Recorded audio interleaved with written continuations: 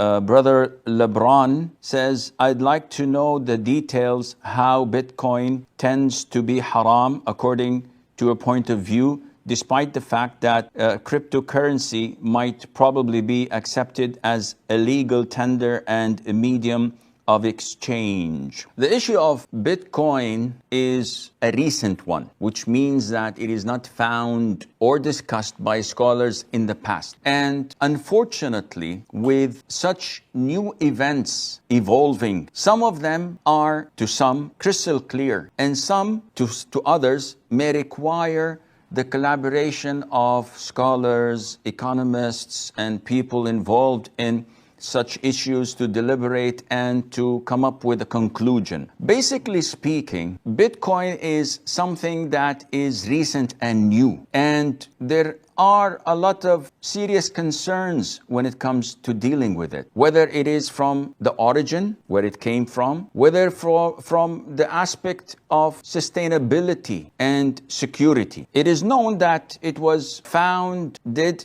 in 2007, 2008 by someone that is unknown. And they say that his name is Satoshi Nakamoto. And this person later on, who was supposed to be Japanese, the person with that name denied having anything to do with it. Then another person came from Australia or Canada claiming to be the one who founded it. But generally speaking, no one knows where originally it came from. Not only that, when it started, I think it was like 0.1 cent of a dollar. So one Bitcoin was equal to 0.1 cent, something that is negligible. In a couple of years, it jumped to $35. As of today, if I'm not mistaken, one Bitcoin that was 0.1 cent now is equivalent to $11,000 plus. This is ridiculous. What is this? This is not something that is physical, you can touch. It's not a coin. It's not a banknote. It's not a deed. It's not a certificate. It is something that is virtual. It all is dependent on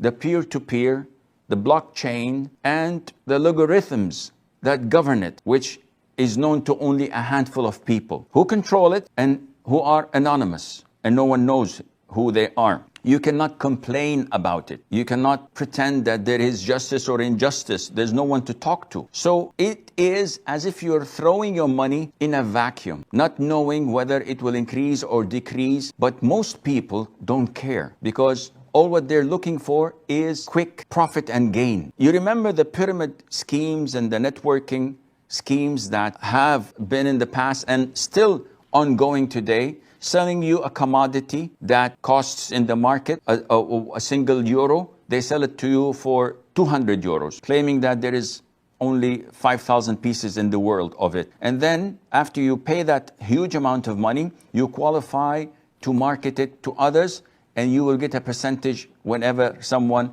enlists in the same Ponzi scheme. It is all bogus. It is all a hoax, and they consume people's money through that. Man by nature likes quick profit. If someone with a long beard comes to me and says, Sheikh, give me money and I invest it for you and I'll give you revenue that is beyond imagination and you will sustain a happy life, I will trust him. Not because of his beard, but because of the gain and the quick profit that I may make out of it. Bitcoin is something like this. And there are, I think, a lot of similar virtual currencies. They're virtual. You cannot touch them. And Ethereum and so many, 60, some may make them up to 100. And they are on the rise. And it's not logical, the fluctuation of the price. Now, is it a currency or a commodity? This is something we still have to look into, because it is not a currency. It's not backed by people.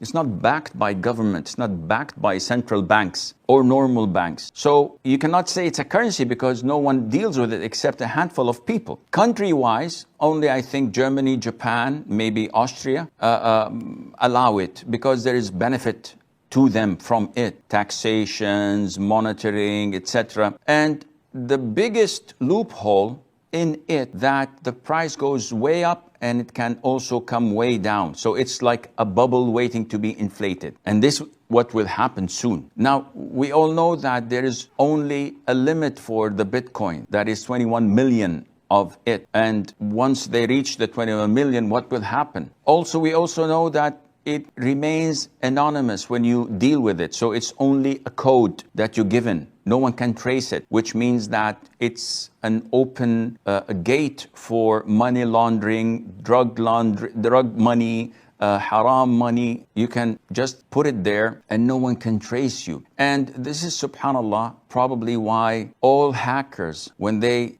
do cyber crimes and they demand a ransom, the ransom has to be paid in Bitcoin. So the Pirate of the Caribbeans, the Disney movie that was hacked, and they demanded ransom for it in Bitcoin. Also, any cyber attack, any virus attack or threat can threaten your wealth and can take this currency, so-called currency, down to the ground. So there is a lot of ambiguity. If I have dollars and you have euros, we would like to exchange. This is permissible in Islam with one condition, and that is that it has to be hand to hand.